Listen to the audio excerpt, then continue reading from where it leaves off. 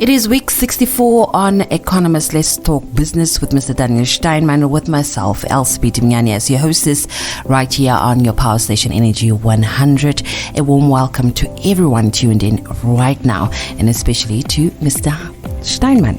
Thank you, Elsie, and thank you, listeners, for being there for us. Yes, so today... So, Elsie, what are you going to do with me today? There's a few things that we need to touch on, but also something that we all want to know, what really happened and what is going to be done about it. Like, we need answers, and hopefully you'll give us a glimpse of what is going on in regards to the SME Bank. But I was hoping that's not where we're going. But before we get there, of course, we need to talk about regulation and compliance. The risks that goes into the regulation and compliance. So we need to get an understanding around that before we go over to the SME Bank. Elsie, regulation and compliance are two sides of the same coin. Yeah. And what you do through these two activities or elements in economics or in the economy is that you address risk. And that doesn't mean that you take risk away. That is not possible.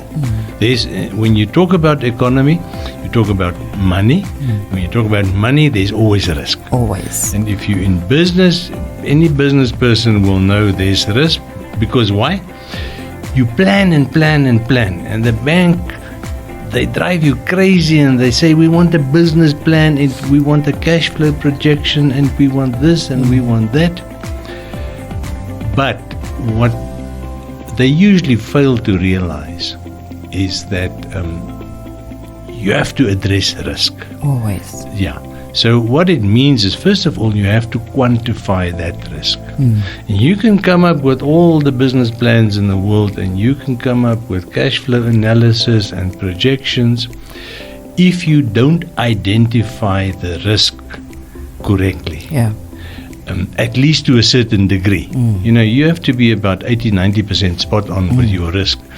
And if you don't quantify the impact of that risk, then you're wasting your time.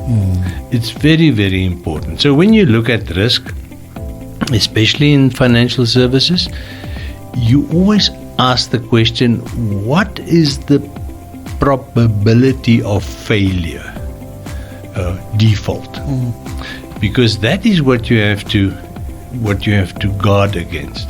Now, usually risk is addressed by taking out insurance, but that can also fail. Yeah, it can. And the reason, or one of the reasons why there are so many things that you have to comply with when you're putting in a claim or when you're dealing with insurance, is because of risk that wasn't quantified properly, or simply because of skelmgeit. People trying to take the system for a ride. Yeah. But this is now the risk side. So you hear what I'm saying. You have to define your risks, and you have to say, how big can they be? You have to quantify them. Then you come to compliance. Now, compliance is the official response to risk. And for compliance, it means that you have to have a set of regulations, and you have to force whoever is affected by those regulations to comply with them. That is where the basic meaning of the word. So compliance is very important in business and in the economy. But what's so interesting, if you look at what's been happening in our economy in the last 4 or 5 years, especially after 2016, is that compliance in itself has become a risk. Yeah. And let me explain that to you in very practical terms. We've got a financial institutions regulator.